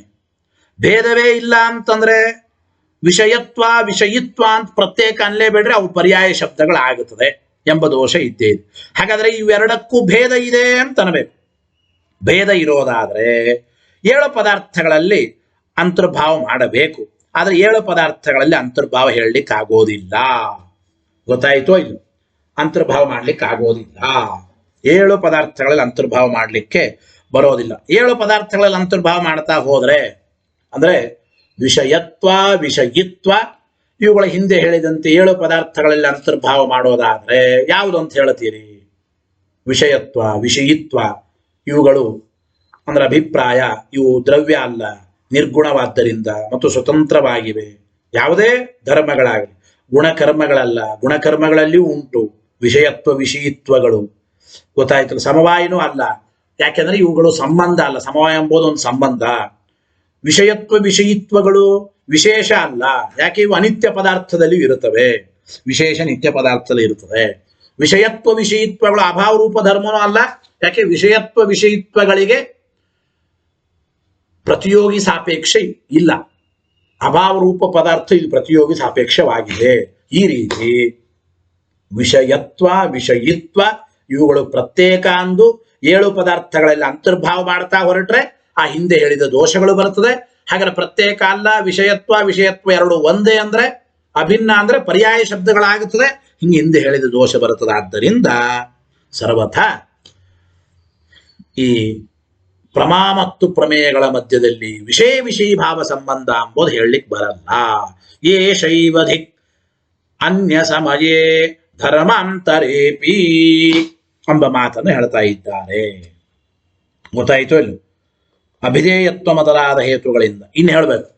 ಈ ರೀತಿ ಪ್ರಮೇಯತ್ವ ಎಂಬ ಧರ್ಮದಿಂದ ಧರ್ಮಾಧರ್ಮಾದಿಗಳ ಸಾಕ್ಷಾತ್ಕಾರ ಉಳ್ಳ ಒಬ್ಬ ವ್ಯಕ್ತಿ ಸರ್ವಜ್ಞ ಅಂತ ಸಾಧನೆ ಮಾಡ್ಲಿಕ್ಕೆ ಆಗಲ್ಲ ಅಂತ ಹೇಳ್ದಂಗೆ ಆಯಿತು. ಪ್ರಮೇಯತ್ವ ಎಂಬ ಹೇತುವಿನಿಂದ ಹೇಗೆ ಸರ್ವಜ್ಞತ್ವವನ್ನು ಸಾಧನೆ ಮಾಡ್ಲಿಕ್ಕೆ ಆಗಲ್ವೋ ಇದೇ ಕ್ರಮದಿಂದಲೇನೆ ಅಭಿಧೇಯತ್ವ ಮೊದಲಾದ ಹೇತುಗಳಿಂದಲೂ ಕೂಡ ಒಬ್ಬ ಸರ್ವಜ್ಞ ಪುರುಷನನ್ನು ಸಾಧನೆ ಮಾಡುತ್ತೇವೆ ಅಂತ ಅಲ್ಲಿಗೆ ಬರಲ್ಲ. ಗೊತ್ತಾಯಿತು ಏನು? ನೀವು ಹೇಳುವ ಅಭಿಧೇಯತ್ವಾದಿ ಹೇತುಗಳಿಗೂ ಕೂಡ ಹಿಂದೆ ಹೇಳಿದ ದಿಕ್ಕಿನಲ್ಲೇ ಹಿಂದೆ ಹೇಳಿದಂತೇನೆ ದೋಷಗಳು ಬರುತ್ತವೆ. ಅಂದ್ರೆ ಪ್ರಮೇಯತ್ವ ಅನಿರ್ವಚನ, ಪ್ರಮೇಯತ್ವ ನಿರ್ವಚನ ಮಾಡದೇ ಇದ್ದಂತೆ ಪ್ರಮೇಯತ್ವ ಅಂದ್ರೆ ಏನು ಅಂತ ನಾವು ನಿರ್ವಚನ ಮಾಡಿ ನಿರಾಕರಣೆ ಮಾಡದಂಗೆ ಆಯಿತು. ಪ್ರಮೇಯತ್ವ ಅಂದ್ರೆ ಏನು ಅಂತ ಹೇಳಿಕ್ ಬರಲ್ಲ. ಪ್ರಮೇಯತ್ವ ಎಂಬುದು ಒಂದು ಪದಾರ್ಥನೇ ಅಲ್ಲ. ಅಂದಮೇಲೆ ಪ್ರಮೇಯತ್ವದಿಂದ ನೀವು ಸರ್ವಜ್ಞತ್ವವನ್ನು ಸಾಧನೆ ಮಾಡ್ಲಿಕ್ಕೆ ಬರಲ್ಲ. ಅದೇ ರೀತಿ ಅಭಿಧೇಯತ್ವವಾಗಲಿ ಬೇರೆ ಯಾವುದೇ ಧರ್ಮವಾಗಲಿ ನೀವು ಯಾವುದೇ ಧರ್ಮವನ್ನು ಹೇತು ಮಾಡಿ ಸರ್ವಜ್ಞತ್ವವನ್ನು ಸಾಧನೆ ಮಾಡ್ಲಿಕ್ಕೆ ಆಗೋದಿಲ್ಲ. ನ ತೇನ ಸಾರ್ವಜ್ಞ ಸಿದ್ಧಿ. ಆದ್ದರಿಂದ ಪ್ರಮೇಯತ್ವ ಎಂಬ ಹೇತುವಿನಿಂದ ಸರ್ವಜ್ಞತ್ವವನ್ನು ಒಬ್ಬ ವ್ಯಕ್ತಿಗೆ ಸಾಧನ ಮಾಡುತ್ತೇವೆ ಅಂದರೆ ಸರ್ವಥಾ ಸಾಧ್ಯ ಇಲ್ಲ ಎಂಬ ಮಾತನ್ನು ಹೇಳಿದಂತಾಯಿತು. ಇದಾದ ಮೇಲೆ ವಿಪ್ರತಿಪನ್ನಂ ಸಕರ್ತೃಕಂ ಕಾರ್ಯತ್ವಾತ್ ಘಟವತ ಇತ್ಯನುಮಾನೇನ ಜಗತ್ಕರ್ತರಿ ಸಿದ್ಧೇ ತಸ್ಯ ಸಾರ್ವಜ್ಞ ಸಿದ್ಧಿ ಇತಿ ಚೇನ್ನ. ಇನ್ನೊಂದು ಮಾತು ಇಲ್ವೇ, ನೇರವಾಗಿ ಈ ವ್ಯಕ್ತಿ ಸರ್ವಜ್ಞ ಅಂತ ಅನ್ನಲ್ರಿ ನಾವು. ಒಬ್ಬ ವಿವಾದ ವಿಷೀಭೂತನಾದ ಈ ಜಗತ್ತು ಅಂತ ತಗೊಳ್ರಿ. ವಿವಾದ ವಿಷೀಭೂತವಾದ ಈ ಸಮಸ್ತ ಜಗತ್ತು ವಿಪ್ರತಿಪನ್ನಂ ಅಂದ್ರೆ ವಿವಾದ ಪದಂ ಸಕರ್ತೃಕಂ ಕಾರ್ಯತ್ವಾತ್ ಎಂಬ ಅನುಮಾನ ಉಂಟಲ್ವಾ, ಅದಕ್ಕೆ ಹೇಳ್ತಾ ಇದ್ದಾರೆ. ಈ ಜಗತ್ತು ಸಕರ್ತೃಕವಾಗಿದೆ, ಕಾರ್ಯ ಪದಾರ್ಥವಾದ್ದರಿಂದ ಘಟದಂತೆ. ಇದು ಸಾಮಾನ್ಯ ಅನುಮಾನ ಅಂತ ಕರೀತಾ ಇದ್ದಾರೆ. ಗೊತ್ತಾಯಿತೋ ಇದು? ಅಂದ್ರೆ ಅಭಿಪ್ರಾಯ, ವಿವಾದ ವಿಷೀಭೂತವಾದ ಜಗತ್ತು ಇದು ಸರ್ವಜ್ಞವಾಗಿದೆ ಎಂಬ ಮಾತನ್ನು ಹೇಳ್ತಾ ಇದ್ದಾರೆ. ವಿವಾದ ವಿಷೀಭೂತವಾದ ಜಗತ್ತು ಸಕರ್ತೃಕವಾಗಿದೆ, ಕರ್ತೃ ಸಹಿತವಾಗಿದೆ. ಯಾಕೆ? ಕಾರ್ಯವಾದ್ದರಿಂದ. ಘಟದಂತೆ ಅಂದ್ರು. ಇತ್ಯನುಮಾನೇನ ಜಗತ್ಕರ್ತರಿಸಿದ್ದೆ ಅಂದ್ರೆ ಕಾರ್ಯತ್ವ ಎಂಬ ಹೇತುವಿನಿಂದ ಒಟ್ಟು ಮೊದಲು ಸಾಮಾನ್ಯವಾಗಿ ಈ ಜಗತ್ತು ಸಕರ್ತೃಕವಾಗಿದೆ, ಕೊನೆಗೆ ಈ ಜಗತ್ತಿನ ಕರ್ತ ಯಾರೋ ಅವನೇ ಸರ್ವಜ್ಞ ಅಂತ ಈ ರೀತಿ ನಾವು ಸಾಧನ ಮಾಡ್ತೇವೆ ಅಂದ್ರೆ ಇತಿಚೇನ್ನ, ಇದು ಸರಿಯಲ್ಲ ಅಂತ. ಯಾಕೆ? ಈ ಅನುಮಾನಕ್ಕೆ ಶರೀರಿ ಜನ್ಯತ್ವ ಎಂಬ ಉಪಾಧಿ ಬರುತ್ತದೆ ಅಂತ ಹೇಳ್ತಾ ಇದ್ದಾರೆ. ಇತಿಚೇನ್ನ ಶರೀರಿ ಜನ್ಯತ್ವ ಉಪಾಧೇ. ಶರೀರಿ ಜನ್ಯತ್ವ ಅಂದ್ರೆ ಕನ್ನಡದಾಗ ಅರ್ಥ ಏನ್ ಗೊತ್ತಾ? ಶರೀರವುಳ್ಳ ಒಬ್ಬ ವ್ಯಕ್ತಿಯಿಂದ ಜನ್ಯವಾಗಿರೋದು, ಹುಟ್ಟಿರೋದು ಅಂತ ಉಪಾಧಿ. ಶರೀರಿ ಜನ್ಯತ್ವ. ಸಾಮಾನ್ಯವಾಗಿ ನಾ ಹೇಳಿದೆ ಯಾವಾಗಲೂ ಕೂಡ ಉಪಾಧಿ ಅಂದ್ರೆ ಏನು? ಸಾಧ್ಯದ ಜೊತೆಗೆ ಇರಬೇಕು, ಹೇತುವಿನ ಜೊತೆಗೆ ಇರಬಾರದು. ಸಾಧ್ಯ ವ್ಯಾಪಕತ್ವೇ ಸತಿ ಸಾಧನ ವ್ಯಾಪಕತ್ವಂ ಉಪಾದೇಹೇರ್ ಲಕ್ಷಣಂ ಅಂತ ಹೇಳಿದ್ದಾರೆ. ಈಗ ನೋಡಿ ಇಲ್ಲಿ ವಿವಾದ ಪದಂ ಅಂದ್ರೆ ವಿಪ್ರತಿಪನ್ನಂ ಸಕರ್ತೃಕಂ ಕಾರ್ಯತ್ವ ಅನುಮಾನ ಅಂದ್ರೆ ಎಲ್ಲಿ ಸಕರ್ತೃಕತ್ವ ಸಾಧ್ಯ ಇರುತ್ತದೋ ಅಲ್ಲಿ ಶರೀರಿ ಜನ್ಯತ್ವ ಎಂಬ ಉಪಾಧಿ ಇರಬೇಕು. ಎಲ್ಲಿ ಕಾರ್ಯತ್ವ ಎಂಬ ಹೇತು ಇರುತ್ತದೋ ಪಕ್ಷದಲ್ಲಿ ಅಲ್ಲಿ ಉಪಾಧಿ ಇರಬಾರದು. ಇದೇ ಉಪಾಧಿಯ ಲಕ್ಷಣ. ಹೀಗೆ ಈಗ ಉಪಾಧಿ ದೋಷ ಬರುತ್ತದೆ ಅಂದ್ರು. ಯಾಕೆ ನೋಡಿ, ಸಕರ್ತೃಕ ಸಾಮಾನ್ಯವಾಗಿ ಸಾಧ್ಯ ವ್ಯಾಪಕತ್ವ ದೃಷ್ಟಾಂತದಲ್ಲಿ ತೋರಿಸ್ಬೇಕು, ಸಾಧನ ವ್ಯಾಪಕತ್ವ ಪಕ್ಷದಲ್ಲಿ ತೋರಿಸ್ಬೇಕು. ಇದೆಲ್ಲ ಉಪಾಧಿಯ ನಿಯಮಗಳು. ಹಾಗೆ ಈಗ ಸಕರ್ತೃಕತ್ವ ದೃಷ್ಟಾಂತವಾದ ಘಟದಲ್ಲಿ ಇದೆ. ಘಟ ಸಕರ್ತೃಕವಾಗಿದೆ. ಘಟ ಎಂಬ ವಸ್ತು ಕುಂಬಾರ ಎಂಬ ಕರ್ತೃ ಉಳ್ಳದ್ದಾಗಿದೆ. ಹೌದು, ಘಟದಲ್ಲಿ ಸಕರ್ತೃಕತ್ವ ಎಂಬ ಸಾಧ್ಯ ಇದೆ. ಅಲ್ಲಿ ಶರೀರಿ ಜನ್ಯತ್ವ ಎಂಬ ಉಪಾಧಿ ಇದೆ, ಸಾಧ್ಯ ವ್ಯಾಪಕತ್ವ ಬಂತು. ಅದೇ ರೀತಿ ಕಾರ್ಯತ್ವ ಎಂಬ ಹೇತು ಎಲ್ಲಿದೆ? ಪಕ್ಷವಾದ ಜಗತ್ತು. ವಿಪ್ರತಿಪನ್ನಂ ಅಂದ್ರೆ ಏನು? ವಿವಾದ ವಿಷೀಭೂತವಾದ ಜಗತ್ತು, ಅದೇ ಪಕ್ಷ. ಪಕ್ಷವಾದ ಜಗತ್ತಿನಲ್ಲಿ ಕಾರ್ಯತ್ವ ಎಂಬ ಹೇತು ಇದೆ. ಆದರೆ ಈ ಜಗತ್ತಿನಲ್ಲಿ ಶರೀರಿ ಜನ್ಯತ್ವ, ನಮ್ಮಂತೆ ಶರೀರವುಳ್ಳ ಒಬ್ಬ ವ್ಯಕ್ತಿಯಿಂದ ಈ ಜಗತ್ತು ಜನ್ಯವಾಗಿದೆ ಅಂತ ಹೇಳ್ಬೋದಾ? ಇಲ್ಲ, ನಮಗೆ ಗೊತ್ತಿಲ್ಲ ಅದು ಯಾವ ಶರೀರಿಯಿಂದ ಜನ್ಯವಾಗಿದೆ ಅಂತ ಗೊತ್ತದೆ ನಮಗೆ? ಏನ್ ಗೊತ್ತಿಲ್ಲ. ಅಂತೂ ಶರೀರಿ ಜನ್ಯತ್ವ ಎಂಬ ಉಪಾಧಿ ಹೇತು ಇದ್ದ ಪಕ್ಷದಲ್ಲಿ ಬರಲಿಲ್ಲ, ಸಾಧನ ಅವ್ಯಾಪಕವಾಯಿತು. ಹಾಗಾದ್ರೆ ಇದನ್ನೇನಾಯಿತು ಅಂದ್ರೆ ಇನ್ನೊಂದು ಮಾತು. ಉಪಾಧಿ ಹೇಳೋದು ಏನಪ್ಪ ಅಂದ್ರೆ, ಉಪಾಧಿ ಹೇಳೋ ಉದ್ದೇಶ ಏನು ಅಂದ್ರೆ, ನೀವು ಸಾಧನೆ ಮಾಡುವ ಅನುಮಾನಕ್ಕೆ ನಾವು ಉಪಾಧಿ ಹೇಳಿದ್ದೇವೆ ಅಂದ್ರೆ, ನೀವು ಮಾಡುವ ಸಾಧ್ಯಾಭಾವದಿಂದ ಸಾಧ್ಯಾಭಾವವನ್ನೇ ಹೇತುವನ್ನಾಗಿ ಮಾಡಿ ನಾವು ಸಕರ್ತೃಕತ್ವ ಇದು ವಿಕರ್ತೃಕತ್ವವನ್ನು ಸಾಧನೆ ಮಾಡಬಹುದು. ಶರೀರ್ಯಜನ್ಯತ್ವೇನ ಸತ್ಪ್ರತಿಪಕ್ಷತ್ವಾಚ. ಈಗ ನೋಡಿ, ಹೀಗೆ ಹೇಳ್ತೀವಿ ನಾವು, ವಿವಾದ ಪದಂ ಸಕರ್ತೃಕಂ ಕಾರ್ಯತ್ವಾತ್ ನಿಮ್ಮ ಅನುಮಾನ ಅಲ್ವಾ, ನಾವು ಬೇರೆ ರೀತಿ ಹೇಳ್ತೇವೆ ಅಂದ್ರು. ಏನು ಅಂತಂದ್ರೆ, ನಾವು ಬೇರೆ ರೀತಿ ಹೇಳ್ತಾ ಇದ್ದೇವೆ. ಒಂದು ಸಾಧ್ಯವನ್ನ ಸಾಧನೆ ಮಾಡುವಾಗ ಆ ಸಾಧ್ಯದ ಅಭಾವವನ್ನೇ ಹೇತುವನ್ನಾಗಿ ಮಾಡಿಕೊಂಡು ಸಾಧ್ಯಾಭಾವವನ್ನು ಸಾಧನ ಮಾಡ್ತೇವೆ ಅಂತ ಅಭಿಪ್ರಾಯ. ಹೇಗೆ? ಈಗ ನೋಡಿ, ವಿವಾದ ಪದಂ ಅಂದ್ರೆ ಈ ಜಗತ್ತು ಸಕರ್ತೃಕ ನೀವು ಸಾಧನೆ ಮಾಡಿದ್ರಿ, ನಾವೇನಂತೀವಿ? ವಿಕರ್ತೃಕ ಅಂತೀವಿ. ಈ ಜಗತ್ತು ಕರ್ತೃ ಸಹಿತವಾಗಿಲ್ಲ. ಯಾಕೆ? ಶರೀರ್ಯಜನ್ಯತ್ವಾತ್ ಅಂದ್ರೆ ನೀವು ಹೇಳುವ ಅನುಮಾನದ ಸಾಧ್ಯಾಭಾವವನ್ನ ಉಪಾದ್ಯ ಭಾವದಿಂದ ನಾವು ಸಾಧನೆ ಮಾಡ್ತಾ ಇದ್ದೇವೆ. ಜಗತ್ತು ಇದು ನೀವು ಹೇಳುವಂತೆ ಸಕೃತಕ ಅಲ್ಲ. ಯಾಕೆ ಅಂದ್ರೆ ಶರೀರಿಯಿಂದ ಹುಟ್ಟಿಲ್ಲ, ಅಂದ್ರೆ ಶರೀರವುಳ್ಳ ವ್ಯಕ್ತಿಯಿಂದ ಹುಟ್ಟಿಲ್ಲ. ಈ ರೀತಿ ಸತ್ಪ್ರತಿಪಕ್ಷತ ಎಂಬ ದೋಷವು ಬರುತ್ತದೆ. ಶರೀರ್ಯಜನ್ಯತ್ವ, ಅದಕ್ಕೆ ಅವರಂದ್ರು ಶರೀರ್ಯಜನ್ಯತ್ವ ಅಂತೇನು ಸತ್ಪ್ರತಿಪಕ್ಷ ಅನುಮಾನ ಮಾಡಿದ್ರಲ್ಲ, ಇಲ್ಲಿ ಶರೀರಿ ಎಂಬ ವಿಶೇಷಣ ಬೇಕಾಗಿಲ್ಲ, ಬರೀ ಅಜನ್ಯತ್ವ ಅಂತ ಸಾಕು. ಶರೀರಿ ವಿಶೇಷಣಂ ವ್ಯರ್ಥಂ ಇತಿ ಚೇನ್ನ, ಶರೀರಿ ಎಂಬ ವಿಶೇಷಣ ಯಾತಕ್ ಬೇಕ್ರಿ, ಅದು ವ್ಯರ್ಥ. ಶರೀರ ಅಜನ್ಯತ್ವ, ಬರೇ ಅಜನ್ಯತ್ವ ತಂಬ ಸಾಕು ಅಂತಂದರೆ ಎಂಬ ಅಭಿಪ್ರಾಯವನ್ನು ಹೇಳ್ತಾ ಇದ್ದ. ಇಲ್ಲೇನಪ್ಪ ಅಭಿಪ್ರಾಯ ಅಂದ್ರೆ, ಈಗ ಸತ್ಪ್ರತಿಪಕ್ಷ ಅನುಮಾನದಲ್ಲಿ ಶರೀರಿಜನ್ಯತ್ವ ಅಂತ ನಾವು ಪ್ರತಿಪಕ್ಷ ಅನುಮಾನ ಮಾಡಿದ್ವಿ. ಶರೀರಿ ಎಂಬ ವಿಶೇಷಣ ಯಾತಕ್ಕೆ, ಜನ್ಯತ್ವಾತ್ ಸಾಕು ಅಂತವ್ರಂದ್ರೆ ಶರೀರಿ ವಿಶೇಷಣ ವ್ಯರ್ಥಂ ಅಂತ ಇಚ್ಛೆಯನ್ನ. ಯಾಕಂದ್ರೆ ಉಪಾದವು ಪಕ್ಷವು ವ್ಯಾವೃತ್ಯರ್ಥತ್ವ ಅಂತ ಒಂದು ಏನು ಅಂದ್ರೆ, ಈಗ ಉಪಾಧಿಯಲ್ಲಿ ಶರೀರಿಜನ್ಯತ್ವ ಅಂತ ಉಪಾಧಿ ಯಾಕೆ ಹೇಳಿದ್ವಿ, ಶರೀರಿ ಎಂಬ ವಿಶೇಷಣ ಯಾಕೆ ಕೊಟ್ಟಿದ್ದೇವೆ ಅಂದ್ರೆ ಬರೇ ಜನ್ಯತ್ವ ಇಷ್ಟೇ ಉಪಾಧಿ ಹೇಳಿಬಿಟ್ರೆ, ಸಾಮಾನ್ಯವಾಗಿ ನಾ ಹೇಳಿದೆ ಉಪಾಧಿ ಎಂಬುದು ಹೇತು ಇದ್ದಲ್ಲಿ ಇರಬಾರದು. ಸಾಮಾನ್ಯವಾಗಿ ಹೇತು ಪಕ್ಷದಲ್ಲಿ ಇರುತ್ತದೆ. ಜಗತ್ತೆಂಬ ಪಕ್ಷದಲ್ಲಿ ಕಾರ್ಯತ್ವ ಎಂಬ ಹೇತು ಇದೆ, ಅಲ್ಲಿ ಶರೀರಿಜನ್ಯತ್ವ ಎಂಬ ಉಪಾಧಿ ಇಲ್ಲ. ಸಾಧನ ವ್ಯಾಪಕವಾಯಿತು, ಹೇತು ಇದ್ದಲ್ಲಿ ಇಲ್ಲ, ಸಾಧನ ವ್ಯಾಪಕ ಆಯಿತು, ಶರೀರಿಜನ್ಯತ್ವ ಎಂಬುದು ಉಪಾಧಿ ಆಗುತ್ತೆ ಅಂತ ಹೇಳಿದ್ದೇವೆ. ಒಂದು ವೇಳೆ ಶರೀರಿ ಎಂಬ ವಿಶೇಷಣ ಬೇಡ ಅಂದರೆ ಕೇವಲ ಜನ್ಯತ್ವ ಉಪಾಧಿ ಅಂತ ಇಷ್ಟೇ ಅಂದ್ರೆ ಅವಾಗ ಏನಾಗುತ್ತದೆ, ಕಾರ್ಯತ್ವ ಎಂಬ ಹೇತು ಜಗತ್ತಿನಲ್ಲಿ ಇದೆ, ಪಕ್ಷದಲ್ಲಿ ಇದೆ. ಕಾರ್ಯತ್ವ ಎಂಬ ಹೇತು ಪಕ್ಷದಲ್ಲಿ ಇದೆ. ಕಾರ್ಯತ್ವ ಎಂಬ ಹೇತು ಪಕ್ಷದಲ್ಲಿ ಇದ್ದಿದ್ದರಿಂದ, ಕಾರ್ಯತ್ವ ಎಂಬ ಹೇತು ಪಕ್ಷದಲ್ಲಿ ಇರೋದರಿಂದ ಅಲ್ಲಿ ಜನ್ಯತ್ವ ಎಂಬ ಉಪಾದಿನೂ ಕೂಡ ಇದೆ. ಜಗತ್ತು ಜನ್ಯವೇ ಆಗಿದೆ, ಜನ್ಯತ್ವ ಎಂಬ ಉಪಾದಿನೂ ಇದೆ. ಹಾಗಾದ್ರೆ ಸಾಧನ ಅವ್ಯಾಪಕ ಅಂತ ಆಗೋದಿಲ್ಲ. ಉಪಾಧಿ ಎಂಬುದು ಸಾಧನ ಅವ್ಯಾಪಕ ಅಂತ ಆಗೋದಿಲ್ಲ ಅಂತ ಪ್ರಶ್ನೆ. ಅದಕ್ಕೆ ಶರೀರಿ ಎಂಬ ವಿಶೇಷಣ ಸಾರ್ಥಕ ಎಂಬ ಮಾತನ್ನು ಹೇಳ್ತಾ ಇದ್ದಾರೆ. ಮತ್ತು ಇನ್ನೊಂದು ಹೇಳ್ತಾ ಇದ್ದಾರೆ, ವಿರೋಧಿಯಾದ ಹೇತುವಿಗೆ ಅಸಿದ್ಧಿಯನ್ನ ಪರಿಹಾರ ಮಾಡೋದಕ್ಕಾಗಿಯೂ ಕೂಡ ಶರೀರಿ ಎಂಬುವ ವಿಶೇಷಣ ಅದು ಅತ್ಯಂತ ಸಾರ್ಥಕ ಎಂಬ ಮಾತನ್ನ ಅಲ್ಲಿ ಹೇಳ್ತಾ ಇದ್ದಾರೆ. ಗೊತ್ತಾಯಿತೋ ಇಲ್ಲ, ಇದನ್ನ ತಿಳಿಸ್ಕೊಡ್ತಾ ಇದ್ದಾರೆ.